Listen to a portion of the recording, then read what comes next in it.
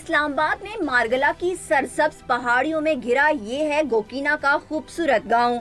लेकिन इस गांव में बच्चों के लिए कोई बाकायदा सरकारी या निजी स्कूल मौजूद नहीं और मजबूरन 70 से जायद बच्चों को गैर रस्मी स्कूल का रुख करना पड़ता है।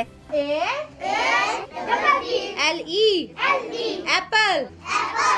ये गैर रस्मी स्कूल भी किराए के गैराज में कायम है, जहां पानी, वॉशरूम और बिजली की सहूलत तो कुजा, बैठने को बेंच भी दस्तयाब नहीं है। यूँ बच्चे टाट पर बैठकर तालीम की दौलत हासिल करने की कोशिश करते हैं।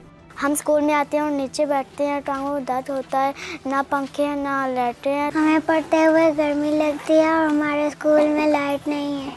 तनख्वाह के नाम पर स्कूल की वाहिद टीचर को 5000 रुपए दिए जाते हैं और इस रकम के लिए भी उसे कई माह इंतजार करना पड़ता है। बच्चों के लिए वॉशरूम्स हैं खुले, इसी तरह जाके वॉशरूम जाते हैं, पानी नहीं होने की वजह से।